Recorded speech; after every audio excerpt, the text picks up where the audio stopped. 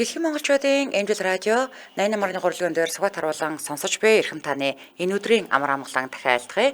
7 нүгүрийн даваагаас баасан гарагийн яг цаг мөчид радион 3 дугаар студиэс урлагийг мэдрийг сүрэтагаар сонсдог урлаг нэвтрүүлэг маань эрхэм сонсогч танд шууд хүрдэг.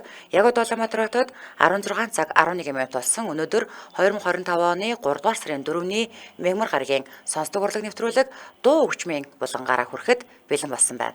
Студид хөтлөгч Анжгаа гэрлээ за найруулагчаар мөнх цэцгийн төвшин баяр нар айлж байна. За өдрийн минь төргий сайхан шинэлсэн үү? Сайхан шинэлвөө өдрийн минь төргийа. Сайхан шинэллээ. Одоо ч хүмүүс үргэлжлүүлээд золгож л яваа шүү дээ. Золгож л яваа. Тий. За сайхан байгаа да тэд нар. За нэвтрүүлгийн хамтран айлгчаар Илгээ хайрлын Лив 52 зам мөн Unitel Group хамтран ажиллаж байгаа баярлалаа.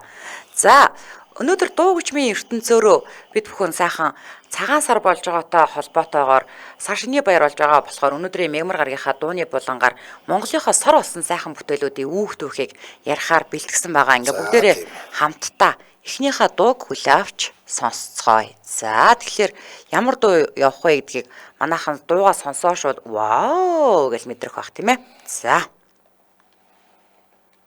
ингээл нэг юм дуу нэхлэгтэй хүртэл ингээл нэг юм намуухан урсж яснаа ингээд нэг юм хурдтай болоод урсаад байгаа ч юм шиг яг л нэг тийм нэг яг нэг тамирын гол харагдаад идэг те энэ төмөн төвөрлөгөөнд дууснаа гэж сонсохоор хөгжмийн найруулгыг нь хийсэн үнч мундаг хүн байж аян зохиосон үнч мундаг хүн байж яг тэгээд одоо төмөн төвөрлөгөө дуулахлаар яг тийм нэг юм нэг урсгал усан ингээд мяралцж байгаа юм шиг тэр нуглаа бол гачин штэ. Янз энэ тийм ээ. Янз. За. Тэгэхээр янз. Манай ээж Архангай тамирт төрсөн. Тийм тэгээ тамирын голч одоо урт тамир, хойд тамир гэд байдаг штэ тий. За тэгээд сайхан энэ дуу сонсохоор бүр нэг сайхан гоё болоо явчтэй. За усны дуулаг тамирын гол хэмээх энэ дууг ардын жүжигчин Төмөн Дэмбэрэл одоо анхлан дуулж ард түмний хүртэл болгосон. Тэгээд энэ дууны хөгжмийг бол хөгжмийн зохиолч Лувсан Шаруугай зохиосон бол Яруу найрагч Отхон Сүрэн шүлгийг бичсэн юм байна. За Төмөн Дэмбэрэлгай урын сандаа одоо ардын болон зохиолын нийлсэн 400 гаруй дуутай. Тэгээд агуу дуучны маань хөх торгон дээл, хувиршгүй сэтгэл, бүсгүй хүний заяа, туулын урсгал, шөндөө сайхан, цэнгэлийн хур, усны тунгалаг, тамирын гол, дүршин жаргалтай бүсгүйчүүд зэрэг дуунууд бол ард түмний сэтгэл зүрхэнд түүний өнгөх шиг нам баясаар шингэн үлдсэн байдаг.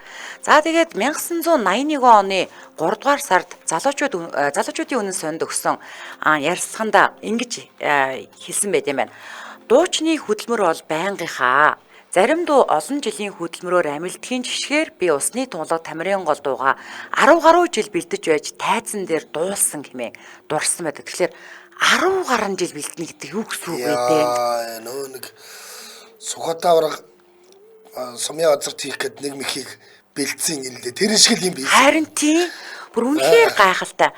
За сүүлд энэ дууг сэргээн дуусаа одоо ардын дууч гэдэг бурмаа бас энэ тухай бүхэл бүтэн 100 дамжин дуулагдсан Төмөн Дэмбэрэлгай усны тунгалаг тамирын гол дууг хөгжмийн зохиолч Лувсан Шаруугайтай ярилцсан зөвшөөрөл авч дуулсан. Тэгээд дуучин бурмаагийн хувьд бас Лувсан Шаруугай надад аливаа нэгэн уран бүтээл мөнх байхын тулд ард түмний өмч байх ёстой. Тийм болохоор энэ дууг маш сайхан дуулаарай гэж хэлэхэд үнэхээр их баярлсан гэж ярьсан байлээ. За тэгээд түрүүний хэлсэнчлэн Төмөн Дэмбэрэлгай нийт 400 гаруй дууг дуулсан байдгаас хүний сэтгэлийн дотор ятх хөгжмийн намуухан аятай хамт 200 гаруй дууг нь одоо амьдран одоо нутгалдаг ер нь гэж ойлгож болно. За тэгэхээр өөрийнхөө хамгийн оргил бүтээл болох усны тунгалаг тамирын гол дууг 10 гаруй жил бэлдэж байж тайзнаа дуулсан гэхээр авьяас үлгээ одоо хэрхэн хөдөлмөрөөр өнгөлөн тордож тодруулан гэрэлтүүлдэг байсны бас нэг тод томруу илрэл юм болов уу гэж харж байна тийм ээ. За тэгээд дууных нь үгийг уншиж өгье. Усны тунгалаг тамирын гол уужмын холоос гүйдэлт хүлэг. Усны амтыг үгүйлэн гүйдэг. Уулсын сүрэн усандаа хөвөх. Усны тунгалаг тамирын гол. Тунгалаг тамирын гол шугуун намайнд салхи найрсан. Шувуудалчуулан шагшран цэнгэд үдсэн хүний сэтгэл жаргах үзэсгэлэн сайхан тамирын гол. Сайхан тамирын гол сарын газраас тэмүүлж ирэхэд шайган урсган чихнээ чимэгтэй ухаан төмний минь төвшин зан шиг урсгал дүлгөөн тамирын гол дүлгөөн тамирын гол гэдэг ийм үгтэй юм байна. Үнэхээр нэг юм нэг юу гэдгийг төмөн дөмбөрлөгөөд яг өөрт нь таарсан дуу гэх юм уу да яг тэр хүний тэр хоолойд таарсан яг тэр хүн л нэг ингэж нуглааныхын донжийг яг олдог тийм дуу юм да. За тэгэхээр өнөөдөр цэгийн дээр Монгол Улсын ардын жүжигчин, Монгол Улсын гавьяач жүжигчин Төмөн Дембэрлэгэн 1981 оны 3 сарын 8 буюу одоо өнөөдрөөс 44 жилийн өмнө залуучуудын үнэн сонд өгсөн ярилцлагыг нийтэлсэн байна лээ. Тэгээд баг нас игээд хэрхэн дуучин болох замналдаа хүл тавьсан тухайга юу гэж ярьж байсныг нь яг өөрийнх нь үгээр би уншиж өгье.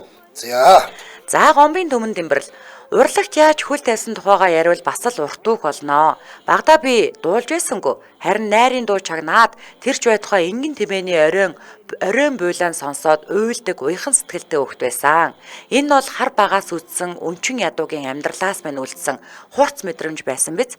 Харин дэлгсэн дээлэн дээрээ хөөхөн нугардаг бүжиг хийх дуртай байлаа. Урлагийн тухайд бол цэрэгч юм уу бүжигчин болох мөрөөдөлтөө байснаа л тод санддаг юм. 7 дугаар ангид байтал аймгийн төв орж урлагийн өсөлт шалгуулах юм боллоо. Сумнаасаа нилээ хідүүл ачааны машинд суугаад Улаангом руу гарч өгөв. Тэнд нэг намхан борхон урлагийн хорооны орлогч дарга агсан нэр зохиолч Вангангаа тэр хүн нь. Өөр нэг хүн нь театрын боловсруучны дарга агсан Лувсан Зэндуга хоёртой уулзлаа. Үзлэгт орлоо. Миний нугарал тэр хүмүүст боломжийн санагдсан юм байлгүй.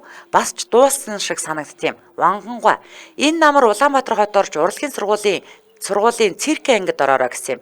Би ч бөөм баяр буцлаа. Гэтэл юм бүхэн санснаар бүтдгүү.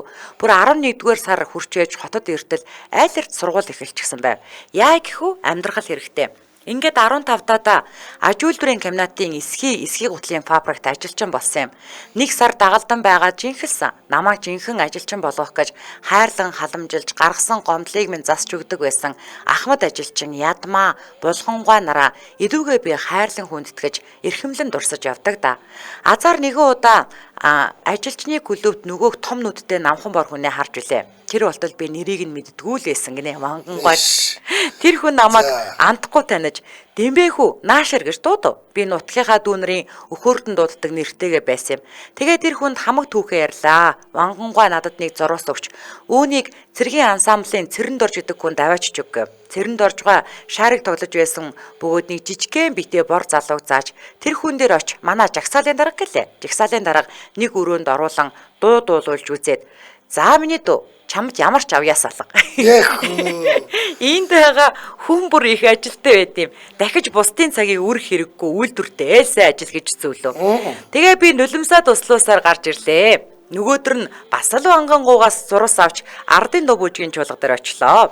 Эдүүгээ урлагийн гаяад зүтгэлтэн хөгжмийн зохиолч Чимэд орж намаа шалгаж нахиугийн харгаа цомбон тураатай хүрэн гэдэг дуу дуулуулв. Тэгээд дагалдан дуулаачнаар авлаа. Цэрэгч юм уу бүжигчин болж чадаагүй боловч дагалдан дуучин болсондоо хязгааргүй их баярлаж илээ гинэ. Тэгэхээр Вангангуй айгуу тийм нүдтэй хүн байсан байгаа биз тий. Тэгээд сони энтэй би бол ерөөсөө энэ түүхийг мэдэхгүй. Хэрв тэгэл Вангангуйтай ахад таараагүй бол эсхийсгийн гутлын үйлдвэрийн мастер болоод дуусах байж шүү дээ. Харин тий. За тэр жилдээ 1957 Москва хотноо олсон дэлхийн залуучуудын их наадамд оролцож Сартай хүрэн Чамдаа хайртай гэдэг хоёр дуу дуулж урлагт хөл тавьж ээжээ.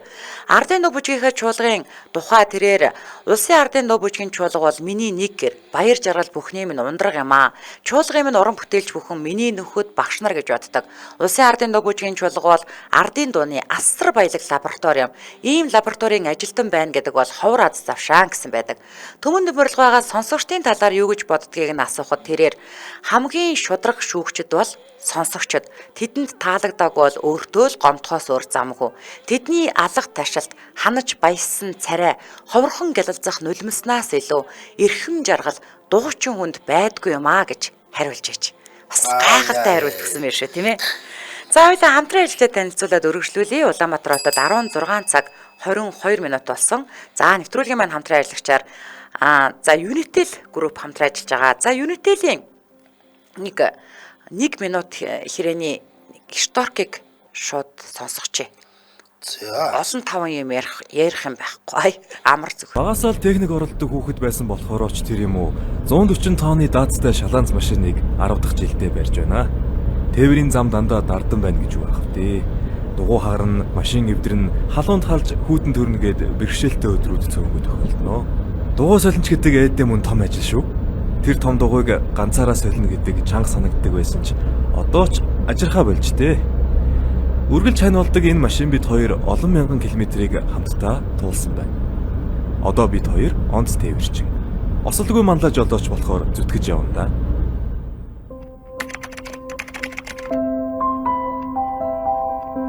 Миний түүхтэй танилцсанд баярлалаа. Намайг Майхуу гэдэг. Би тээврийн жолооч.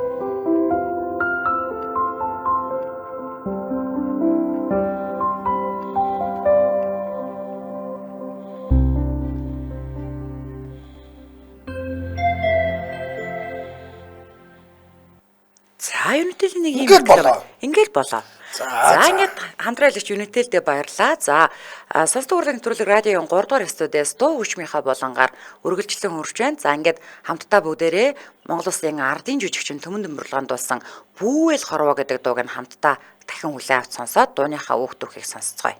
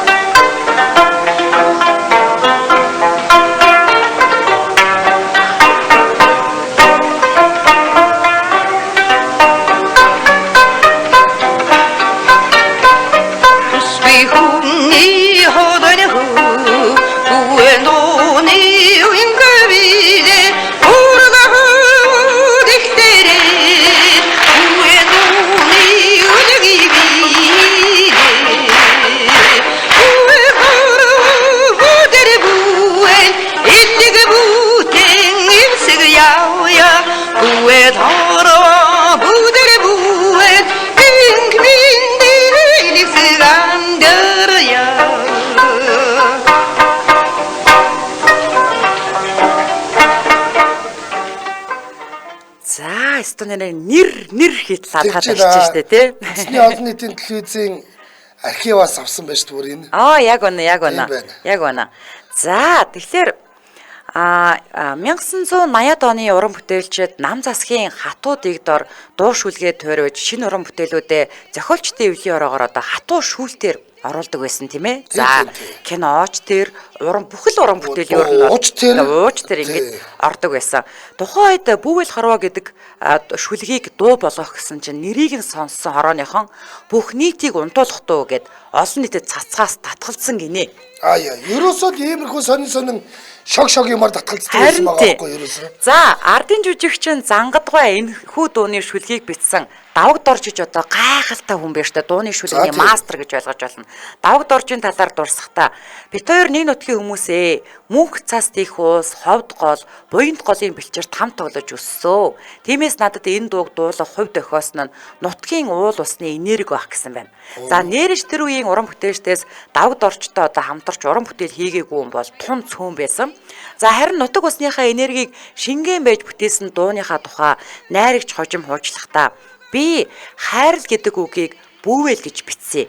Бүүвэл хорвоо, бүүвэл гэд биччихсэн чинь бүх дэлхийг унтуулах дуу байна гэд хаачихсан. За түүнээс нэлээд хугацааны дараа нэгэн танин мэдхүн асуулт хариултын тэмцээн болж ардын жүжигчин Зангад хүүхдүүдэд зааж өгснөөр нийтэд төгсөн гэдгээ. Харин Зангадын дараа ардын жүжигчин төрийн хошоо шагнал дуучин Төмөн Дэмбэрэл дөрвөн ятгын хоршлоор дууснаар олонний талархлыг хүлээсэн. За алдар дуучин Гомбын Төмөн Дэмбэрлийн одоо уран бүтээлийн амжилт хөдөлмөр зүтгэлийн тухай манай орны хэвлэлүүдэд одоо 100-д холд авсан өгүүлэл ярилцлага нийтлэгдэж байсны дотор олонний санаа бодлыг илэрхийлсэн зохиолч Жамцын Шагдар ингэж бичсэн байт юм байна. Төмөн Дэмбэрэл таны их шиг налрахаа дуунд төмөн олон чинь сэтгэл баясан уярна. Өндөр уул боловч цуурай түрэн уярна. Өргөн мөрөн боловч урсгал зогсон уярнаа гэж бичсэн байдаг бол зохиолч одоо Тангадын галсангаас ардын одоо жүжигчин Төмөн Дэмбэрэл халуун малгай духан дээр хайрын дуу хоолоо дээр хамт олон чин чуулга дээр хаяа найран дээр хайдаа чи оддоос дээр гэж бүр ингэж гоё бичсэн байт юм байна. За ингэж бичигдэж олон төвний хайрыг хүлээсэн хүн байсан. Тэгээд Гомбын Төмөн Дэмбэрэл төрж өссөн одоо хан хүхийн нутгаа орон даяар цурайтуулсан Монгол орондоо төдийгүй дэлхийд нэртэй давтагдашгүй уран эвлэг хоолойтой үнэнхүү гайхам дуучин байлаа. Тэрээр 1900 97 онд 58 наснда ертөнцийн мөнх усыг үзүүлэхдээ түмэн олондоо хайрлагдан хүндлэгдсэн уран бүтээлч болж мөнх хүрчээ. За тэгээд дуугийн хэсэг сонсоод үргэлжлүүлээд таны үүх түүхийн ярих дууг сонсцгоо тийм ээ. За. Илэг бүтэн эсэг явя бүэ тороо бүдэр бүэ инглинди илэг андэря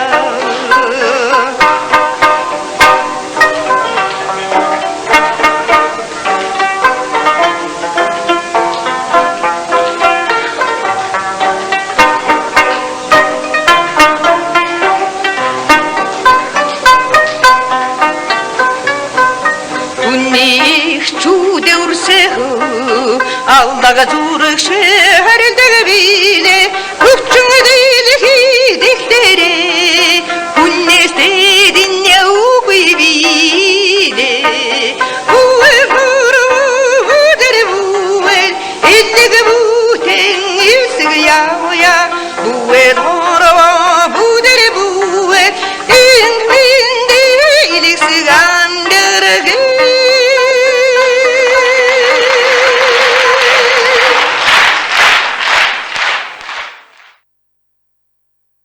Ариун Баатрын дуусан хөлбөрөөр бид нар сонслоо. За яг гоо нэвтрүүлгийн төгсгөлд бол энэ Монгол Улсын гавьяа жүжигч Ариун Баатрын дуусан хөлбөрийн сая тавьчлаа шүү дээ. Төгсгөлд нь хэдүүлээ Монгол Улсын ардын жүжигчин Долгорын дуусан хөлбөрөөр нь сонсноо. Тэр бас гайхалтай. За тэгээ хоёулаа нэг дэмжээ ажиллагчаа ярьчаад тэгээд мэдээлэлд оръё. За нэвтрүүлгийн дэмжээ ажиллагчаар Magic Pick компани Бидээрэм үе мөчний тос дэмжээ ажиллаж байгаа. За Бидээрэм тосыг хийхэд Монголын судлаач нар эрдэм шинжилгээний байгууллагатай хамтран судалгааны ажил технологийн зөвшөөрөлт 3 гаруй жилийг зарцуулж гаргаж ирсэн үндэсний бүтээгдэхүүн байна. За хэрвээ таны хүзүүгээр хөшөж ууц нурууч шилдэг эсвэл өвдөг өсгийгээр өвддөг бол Бидээрэм үе мөчний тосыг санал болгож байна. За Бидээрэм тос нь зөвгийн хор агуулсан бөгөөд за 1-р төвдөлт намда 2-р дөрөвсөл дарах 3-р үений нөхөн төлжилт дэмжих юм гурвалсан үйлчилгээтэй лавлах утас нь 77 тэг 34 21 94 тэг 4 34 21. За ингээд нэвтрүүлгийн дэмжээ ажиллагч Magic Pick компани Бидээрэм үе мөчний тос баярлалаа. За Монголын тал нутаг дууг бол одоо мэдхгүй монгол хүн гэж бараг л байхгүй болсон байлгүй гэж бодож байна. За яг өнөөдөр энэ дууны үх түүхийг ярьж өгөх юм. Яруу найрагч Загтын Төмөн жаргал сургууль минь баяртай уяхан цэнхэр хавар дууны хорвоо очоод золгондоо ус мөрөн олон чиг мөн хүүхэд насанд хүргэж өгдөг гал тэрэг хэрэг байдаг бол могжоохон даахтай жогжоохон хүү бөөн баяр тэргүүтэй юм 60 гаруй дууны үгийг зохиосон хүн байдгийг шүү. Загтын Төмөн жаргал гэдэг. Одоо энэ чинь нөгөө нэг дуучин Мягмар сүрэнгийн нөхөр те байсан. Байсан те. Тэр бар өөрийн сор бүтээлүүдийн нэг Монголын тал нутаг дууныхаа тухай 2002 онд үг сонинд хуваалцж байсан юм байна. За энэ дууны шүлгээр Төмөн жаргалгүй алтан од наадмын тэргүүн шагналыг хүртэж байсан гэж байгаа шүү. Сонирхолтой нь онгоцноос буугаад ирэхэд гараа дэлгээд досоод авах шиг сэтгэл тэнэлгсэн шившээ салхин тэврээд авах шиг санагддаг энэ дууны санаа бүр анх Япон хүнээс гаралтай гэж байгаа. Япон хүнээс ийм дуу бичүүд гоё юм биш үү гэдэг санаа нь гарсан. Бүрүү. За. За Загтын Төмөн жаргалгүй тэртээ 2000-ад оны ихэр үг сонинд хуваалцж байсан яриаг нь уншиж өгье. Энэ дуучин их сонин түүхтэй юм шүү дээ. 2001 онд би Солонгос, Хятад, Казахстанд ажиллаар очоод агаар нь таарахгүй халуунд мөчмдээд нутагтаа буцахын төс болж байлаа. Тэгээд эх орондоо эргэж ирээд буян тухайн нисэх онгоцны буухад агаар нь синх хийгээд цээж твтээд нэг сайхан болсон юм. Тэр өдрийн үүрээр ер нь нэг тийм дуу хийндэ гэж санчгаад явж байтал Японы Юми гэдэг дуучин ирсэн байлаа. Өчигтэй 3 толгой насламад дуудаад байсан бүсгүй юмсан ч. Тийм шүү дээ. Тэр Монголын тал нутаг яасан сайхан юм бэ гэж уулга алдаад энэ тухайд дуу хийлгэмээр байна гэж хөгжмийн зохиолч Шарп бит хоёрт захиалга өгсөн гэж байгаа. Тэгээд өмнө нь өөрөө бодож явсан болохоор их амархан бүтсэн. Энэ дуунд ерөөсөө 4 үг л байгаа. Энэ дууны үг яасан цэнгэг юм бэ? Монголын ариун агаар ямар цэлмэг юм бэ? Монголын хөх тэнгэр яасан удам юм бэ? Монголын тал нутаг ямар уужуу юм бэ? Монгол хүний сэтгэл гэж. Яг дөрвөн мөртөөр ерөөсөө тэр чигт нь Монгол орны сайн сайхныг илэрхийлсэн бэ штэ тий. Яг тэгсэн. Яг үнэ. За дараа нь тэр эмэгтэй захиасан дуугаа дуулах гэж ирэхдээ Монголын тал нутгийг өөрийн биеэр мэдэрч байж дуулмаар байна гэд Бээжингээс гал тэргэн суугаад ирсэн гэж байгаа. За. Тий. Энэ дууг дуулахаар өөрийн ирэхгүй нулимс гардаг юм гэж байсан. Ингээд дараа нь өөрийн дуу чинь долгор гэдэл хүмүүс дуулж гисэн. Хамгийн сүүлд нь Камертон хамтлаг Сингапурт байж байгаад эрэхтэй их бахархалтайгаар энэ дууг Сиднейхээ нэгдүгээр бичиж дуулж амьдруулсан юм. Ингээд ирж исэн гэж байгаа. За. Тийм, Камертоныхон дуулсан шүү дээ бас. Би тэрийг юусоо санахгүй байна. За. За, үгийг нь уншиж өгье. Дүүжүү алсаас ирээд дүүрэн амьсгал авахд минь мөнхийн усыг амсах шиг цээж зүрх минь цэлмнэ. Ямар цэнгэг юм бэ Монголын ариун агаар, яасан цэлмэг юм бэ Монголын хөх тэнгэр. Алмин цагаан саран тормос мишээхэд алтан мөнгөн одод тодрон жирүүлсэн ямар цэлмэг юм бэ Монголын хөх тэнгэр, яасан цэнгэг юм бэ Монголын ариун агаар. Аяны шуудын цуваа альчаан цуцаж гатлаад алаг нүдний үзүүрт хаяа хязгааргүй цэлийгээд ямар уудам юм бэ Монголын тал нутаг, яасан уужуу юм бэ Монгол хүний сэтгэл. Үнэхээр ингээд зурцсан үгтэй шүлгэлтэй. За харин энэ дууны санааг одоо анх гаргаж байсан Загдын Төмөн Жаргалгай, Бямсүрэнгийн Шарвгай гэд энэ лутг хүмүүст нөгөө агуу дуу бүтээх санал сэдлийг нь анх өгсөн тэр Японд дуучин бүсгүй 2010 онд Go Women сайтд өгсөн ярилцлага байдаг юм байна. За. Тий. За би тэрийг нь уншиж өгье. За. Монголд 1997 онд анх хөл тавьсан онгоцноос буудал их гой цэлмэгт хөх тэнгэр уудам талд цэлийгээд цээж уужраад л явчихсан. Монголын тал нутаг ямар уудам юм бэ гэж өөрийн ирэхгүй дуу алдсан шүү дээ. Тэгээд Монголын үндэсний дөөрүүдийг үзлээ гайхах бишрэх сэтгэл төрсөн. Ирж хайгаад олохгүй байсан зүйл маань энд л байлаа. Монголчуудыг сонгодог дүүрийн асар их мэдлэгтэй хүмүүс байдаг гэж бодоагүй. Монгол хүмүүс бүгдээрээ ижил хоёр хүн шиг ижилсэж явъя хоёулаа гэд дуулж мэддэг нь үнэхээр гайхалтай байсан. Энэ дээрээ монгол хэл монгол дууг шамдан сурч эхэлсэн. Дуурийн театрт бэлтгэл хийж ардын жүжигчин Урт насан багш, концертмейстер Солонгой багш нараар монгол дуу залгасан. Тэгээд 1999 онд Учиртай 3 толгой дүүрийн 1-р үзэгдэлд Нансалмад дуулсан юм шүү дээ. Надад баг зэрэг айдас байсан. Би Монголын энэ алдартай төрд дуулж чадах юм болов уу? Хүмүүс намайг хүлээж авахгүй бол яана гэж бодож байсан үгүй үл тийм. Гэтлэр монголчууд сайхан халуун дотны хүлээ авсан л да. Түүний дараа 2001 онд тус дүүрийн Нансалмад бүтэн дуулсан. Учиртай 3 толгой дүүрийн 21 дахь Нансалмад тоглосон анхны гадаад дуучнаар сонгогдсон хүмүүст хүргэсэн гэж. Бас л говь заяа шүү. Одоо яг ингээд Нансалмад дуулж байгаа зураг нь байна. 2006 онд Их Монгол улс байгуулагдсны 800 жилийн ойд зориулан төрүүлсэн Чингис хаан дүүрийн хадааны дүр тоглосон. Монголд үндэсний сайхан дүүрүүд олон байна. Одоо дахин дуулах юмсан гэж боддог. Тийм боломж гарах болов гэж хаяа мөрөддөг шүү гэж ингэж ярьж байсан юм байна. Харин дуу төрсөн түүхийн талаар бол Акуяма Юми гэдэг энэ бүсгүй ингэж хэлсэн байна. За. Монголд анх онгоцноос буухтал миний сэтгэл рүү урсаад орж ирсэн мөрүүд байгаа юм аа. Тэр анхны сэтгэлдээ баталж нотлохын тулд 2 дахь удаага Монголд ирэхдээ би Бээжингээс Улаанбаатар хүртэл гал тэргээр явсан. Хязгааргүй уудам Монголын тал нутгийг нүдээр үзэж туулна гэдэг үнэхээр гоё мэдрэмж төрсөн. Нүдэлчин монголчууд зах хязгааргүй тал нутагтаа ямар нэгэн зүйлд баригдаж хүлэгдэхгүй эрхчлөөтэй амьдардаг нь сонирхол татсан. Тийм болохоор нүүдэлчид уудам тал шигэ талбиун сэтгэж өвөрмөц эрхчлөөтэй амьдарч чадж байна. Тэр бүх өөрт төрсөн Монголын талаарх сэтгэлээ дунд шингээхийг хүссэн юм. Ингээд л хөгжмийн зохиолч Шарвгай ахад өөрийн санаа хэлсэн чинь дуу болох боломжтой гэсэн. Хөгжмийн зохиолч Шарвах өөрийн найз Төмөн Жаргал яруу найрагчид миний гол санааг хэлж шүлэг бичүүлээд аяыг нь өөрөө хийсэн юм. Ингэж л Монголын тал нутаг гэдэг дуу бүтсэн түүхтэй юм шүү дээ гэж. Мундаг, өстой мундаг. Манай сонсогч бицэн минь отхон сайхан гэж сонсогч. Нөгөө нэг зүрхэн чивэнсэн үг гээд кино байдаг штэ. За тийм. Нөгөө нэг охин гүйж ирээл нөгөө нэг мөнчиг их хүлээлээ гэсэн шүү. Тэр кино ч баг Төмөн Дэмбэрлэгэн багын одоо амьдралаар нь түүхээр хийсэн кино гэж сонссон гэж бичсэн байна. За хоёулаа хамтран ажил танилцуулаад үргэлжлүүлэх үү? За тэгээ. За Улаанбаатар хотод 16 цаг 40 минут болсон. Нэвтрүүлгийн хамтран ажиллагчаар Илгээ хайрлаа Лив TV2 хамтран ажиллаж байна. За Монгол улс бол одоо илгэний хор тавдрын өвчлөл нас баралтаар дэлхийд хамгийн өндөр үзүүлэлттэй буюу одоо 100 мянган хүн тутамд 96.1% тохиолдолд бүртгэгддэг ийм бараг одоо 100 мянгад 100 болох гэдэг шүү дээ. Харин тийм ээ. Энэ нь дэлхийн дунджаас хэд дахин өндөр үзүүлэлттэй. 2023 онд бүртгэгдсэн 7244 хавдрын шин тохиолдлын 32.8% нь гэхэд зөвхөн илгэний орд хавдар байсан бол хавдрын шалтгаанд нас баралтын 41.8% нь мөн л илгэний орд хавдрыг эзэлж байгаа.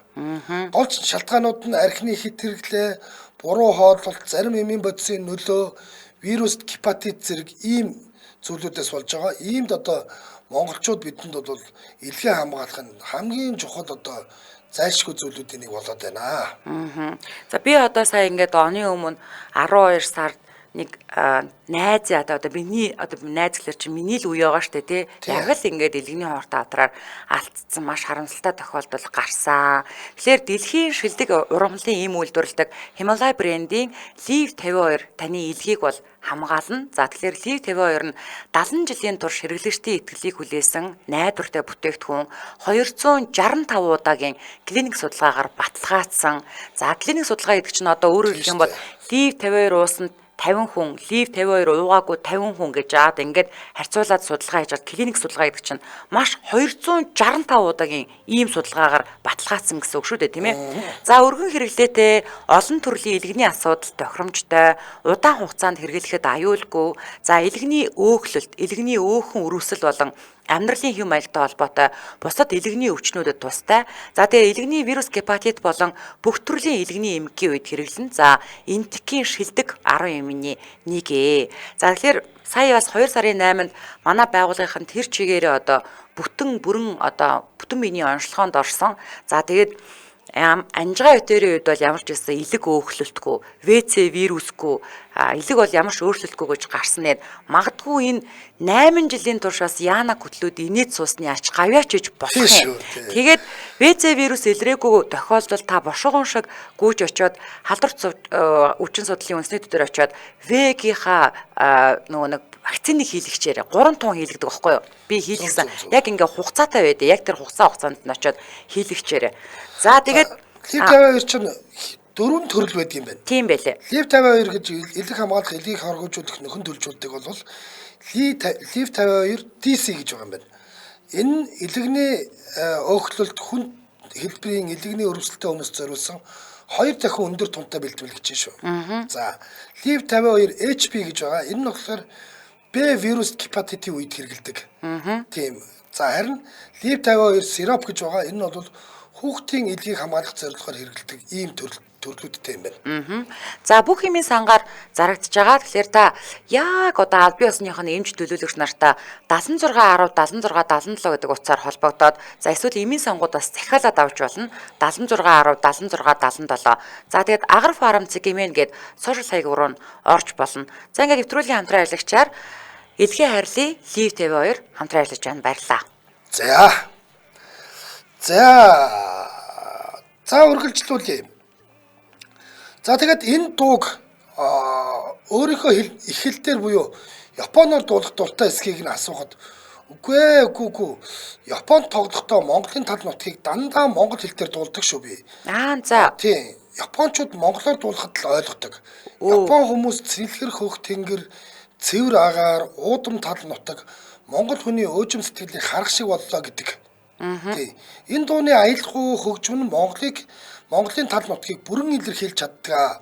Уудам тал нутаг, уужим хөх тэнгэрийн харах шиг тийм гоё мэдрэмжийг бол Япончуудад төрүүлдэг ийм дуу штэ гэсэн байна. Японд Монголын шиг хөх тэнгэр байхгүй. Энэ дууны аян их гоё л доо. Яг Монголын сайхан нутаг, цэнгэг ус, цэлмэг хөх тэнгэрийг бодогдуулдаг. Тийм болохоор би монголоор л дуулах дуртай байдаг гэж ингэж ярьсан байлаа. Тий. Япончууд өөрсдөө ер нь ийм урлагийн өндөр мэдрэмжтэй хүмүүс л дээ. Тийм учраас ингээд заавал японоор дуулах биш зүгээр сонсоол анх хэнийг Норбандтгой гэдэг баха. Норбандтгойг очичоод Уйхан зам твийг дуулсан чинь тэр нэг Японы нэг ийм нөхөр сонсож байгаад энэ дуу юуны тухай дуу вэ гэж асуусан гэж. Тэгээ нөө орчуулагч нь энэ ингээд нарны тухай дуу юм а гэдгсэн чинь За тийм бахаа аль түрүүн дэлхийгээс салчих шиг болсон гэж. Харин тийм. Тэгэж хэлж ирсэн. Харин тийм. Тийм амар мэдрэмжтэй сонсож Харин байгаа байхгүй тийм. тий. Тийм бахаа эн чинь аль түрүүн дэлхийгээс салаа явчих шиг байсан. Болсон ингээд ингэжсэн гэж байгаа. Тэгэд энэ Японд дуучин ч хөөрхий Монголд хурж ирээд нансалмад дуусан ер нь анхны л гадаад дуучин баг. Тийм баг. Ахиж дуулаагүй баг. Гадаад хүн тийм дуусан баг. би дуулаагүй. 21 дахь нансалмаа болж исэн гэж шүү. Ааха. Тий. За дор банцтгой гэснээс одоо ингээд жишээлбэл инглээ штэ түрүүн дэмбэрлэгойг бол бирвага болоод ирсэн юм байна штэ. Тийм байна. Бирвага олж ирээд ингээд ямар ч байсан зүг чигийг нь олсоор хагаад нэг зэргийн ансамблд гологдсон ч гэсэн ардын дуучийн чуулгад бол туслах дуучнаар оруулж хагаад ингээд Монголын нэг хэсэг сууд дуучин төрсөн байна штэ. Тийм байна. Тэр шиг нор банцтгой бас банзарчгойг олж ирсэн гэдэг. Банзарчгой ч тээврийн жолооч байж байгаад тэгээд Баян Онгор аймагаас гэдэг баха хот руу явах гээд ингэсэн чинь нэг хүн аваа яваараа гэд. Тэгээд хүлээгээ байжсэн чинь шар ихч орж ирж суусан гэж байгаа юм ба. Нэг шар ихч орж ирж суусан. Тэгээд ахаад нэг хүн авах хэвээр ихчээ би хүлээндэ гэдгсэн чинь яах юм бэ миний дүү зүгээр явчих. Их чинь 2 хүн байсан гэд гарын үсэг зураад өчигээ. Тэгээд замдаа л хашир дуулаад хуссан гэсэн банзарчгой. Тэгээд хөө миний дүүчээс тэ янзын гой дуулдаг юм байж та гэсэн чи би чи кабиндаа л нор банзч шүү дээ гэж хосч ирсэн гэсэн. Тэгээд дуулаа яваад байсан. Тэгээд хотод ирээд Нор банцтгойгоо хажуудаа суулгачаад. Хотод ирээд буухта нор банцтгой гэсэн гэж байгаа юм аа. Миний дүү ер нь их гой дуулдаг юм байж та чи юу ер нь ингээд дуучин болъё гэсэн бодол байдгүй гэдгсэн чи. Гэхдээ одоо тэгээ би ч одоо кабиндаа дуулаа явдаг хүн дуучин болох боломжгүй л байлгүй дээ гэсэн чинь. Буухта би тэр нөгөө нор банц гэдэг хүн чинь байгаа юм шүү гэж буугаа явцсан гэсэн. Тэгээд палк гэж явцсан. Тэгээд хэдэн хоногийн дараа гэдэг л үү нөгөө баазын дарганд дуудаад тэгээд ахад утсан чинь чи хэнийг тээж ирэхдээ юу ярьсан чи ч баларсан юм шиг өндө чамаг тэр дуугчгийн чуулган дээр дуулж гин дуудаж гин гэдэг. Тэгэл хашир чинь за би нөгөө нор банцтгойгийн суулгачаад нор банцт байна гэд дуулаад авахад байсан. Тэрнээс болж байгаа болов гэл хулгаж тавхад утсан чинь тэгээ дуучнаар аваад шууд дуучин болгоцсон. Тийм нэг тийм. Тэгээ банзарч гэж гайхалтай дуучин чинь тэгэж одоо орж ирсэн. Одоо урлагийн хаалгаар орж ирсэн гэх юм уу. Тэгэхээр нор банцтгой тийм сүрхий мэддэг мундаг хүн байж тээ. Бас хүн таньдаг хүн байсан байгаа байхгүй юу. За манайхаас то гой сэтгэлүүд өвчж байна. Их чарал байгаа өвчсөн байна. За манай хоёр ч өстой сэтгэл хөдлөлгөөд нус төлмөстэй холлоо. Гэхдээ сэтгэл хөдлөлсөн, бахархсан, баярын нулимс байлаа гэсэн байна. За Марс анх камертай амтлагийн дууснаар сонсож байсан. Бас л гоё гэсэн байна. Рас солмо хүүхэд байхдаа камертай амтлагийн хөлбөрт нь их дуртай байж үлээ гэсэн байна. За Викторул Чамбл коллегч Ариун Баатартай юу ярих вэ? Долгоргоо анх дуулаад хүний сэтгэл зүрхэнд хүрсэн дуу юу даа гэсэн байна. За Солонгос ханцтай манай сонсож ийн нэрийг би одоо болтол ерөөсөө юу гэдгийг мэдэхгүй л байгаа. Нус төлмөстэй болж чадах юм аа. Эх орноо үнэхээр их санаж шүү гэсэн байна. За Пагамжов Одгэрл үнэхээр их гайхалтай дуучин залуу шүү. Сонсох бүр домшдог доо гэсэн байна. За гэх мэтчлэн маш гоё сэтгэлдлүүд хөвөрч байна. Тэгээд энэ хүрээд 2025 оны 3 дугаар сарын 4-ний мемор гарагийн сонсдог урлаг нэвтрүүлэг маань радион 3 дугаар студиэс урлагийг мэдрий гэсэн уриатаар дуу хөгжмийн болонгаараа шууд хүрээд өндөрлөж байна. Гэхдээ та бүхэн маань яг одоо Монголын тал нутаг хэмээх энэ гайхалтай гоё дууг Монгол улсын ардын жүжигчин долгорын дууснаар хүлээн авч сонсоороо дуу маань дуустал нь явах болно. За тэгээд нэвтрүүлгийн хамтран аялагчаар Илгээ хайрлын Лив 52 за мөн Unitel Group хамтран ажиллаа. Баярлалаа. За баярлалаа Анжгаа. За баярлалаа. Тэр Солонгос ханцтай нэр чинь Минами гэж байгаа юм биш үү? За. Минами гэнэ. Юу бүр сая орчуулагч ашиглаж байгаа орчуулаад авлаа. За өргөжлөл ирхэм сонсогчдаа за бүрийн ихэнд явдаг радио мэдээг үлээ авч сонсдгийн дараа хөгжилтэй хөнгөн байцгааг сураатаагаар Яна нэвтрүүлгийн шинэхэн дугаарыг хүлээн авч үзэж сонсоорой. Дэлхийн монголчуудын Angel Radio 88.3. За ингээд Монголын тал нутаг Монгол улсын ардын жүжигчин долгорын дууснаар